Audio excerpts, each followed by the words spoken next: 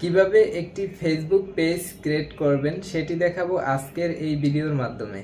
2024 সালে কিভাবে একটি নতুন নিয়মে ফেসবুক পেজ ক্রিয়েট করা যায় সেটি দেখানো হবে আজকের এই ভিডিওর মাধ্যমে। চলুন শুরু করা যাক ভিডিওটি। ফেসবুক অ্যাপ্লিকেশনে আসার পরে এখান থেকে আপনি থ্রি ডটে একটি ক্লিক করবেন। থ্রি ডটে ক্লিক করার পরে একটু নিচের দিকে আসবেন। নিচের দিকে এসে এখানে দেখবেন create new profile or page নামে একটা লেখা আছে, এটাতে একটি ক্লিক করবেন প্লাস অপশনে। তারপর এখানে পার্সোনাল প্রোফাইল নামে একটি অপশন আছে এবং পাবলিক পেজ নামে একটি অপশন আছে। আপনারা পাবলিক পেজ নামে যে অপশনটি আছে সেটাতে একটি ক্লিক করে দিবেন। এটাতে ক্লিক করার পরে এখান থেকে নেক্সট অপশনে একটি ক্লিক করে দিবেন। নেক্সটে ক্লিক করার পরে এখান থেকে আপনার পেজের যে নামটা আছে সেই নামটা এখানে চাচ্ছে। সো আমি এখানে একটি নাম দিয়ে দিলাম। নামটি দেওয়ার পরে এখান থেকে নেক্সট অপশনে একটি ক্লিক করে দিব। নেক্সটে ক্লিক করার পরে এখান থেকে সার্চ ফর ক্যাটাগরি নামে একটি অপশন আছে। এখান থেকে আপনি কোন বিষয়ে এই পেজটি খুলতে চাচ্ছেন সেটা এখান থেকে ক্যাটাগরি সিলেক্ট করতে হবে।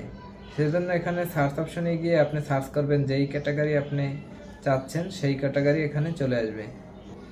এই পেজটি আমি ডিজিটাল ক্রিয়েটর নাম দিয়ে খুলতেছি, মানে ক্যাটাগরিটা ডিজিটাল ক্রিয়েটর দিচ্ছি। এখানে আপনি ডিজিটাল ক্রিয়েটর সিলেক্ট করে দিবেন। তারপরে এখান থেকে আপনি ক্রিয়েট নামে যে অপশনটি আছে ক্রিয়েটরে একটি ক্লিক করে দিবেন।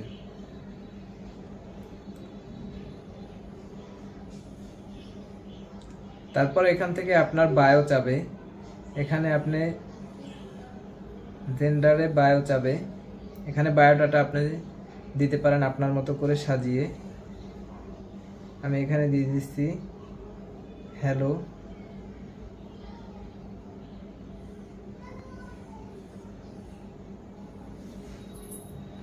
তারপর যদি আপনার কোনো ওয়েবসাইট থাকে তাহলে এখানে ওয়েবসাইটের লিঙ্কটা দিয়ে দিতে পারেন। এখানে ইমেল অ্যাড্রেস থাকলে ইমেল অ্যাড্রেসটা এখানে দিয়ে দিতে পারেন। তারপর এখানে একটি ফোন নাম্বার দিতে পারেন। এগুলো দেওয়ার পরে এখান থেকে আপনি নেক্সট অপশনে একটি ক্লিক করে দিবেন।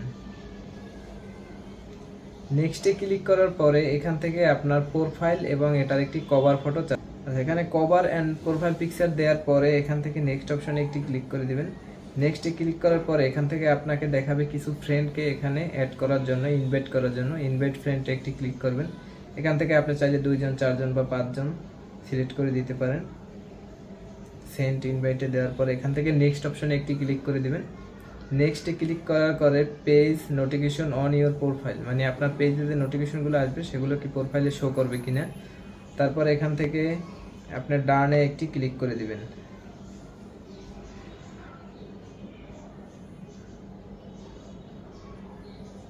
ডানে ক্লিক করার সাথে সাথে আপনার পেজটি কিন্তু এখন লগইন হয়ে যাবে।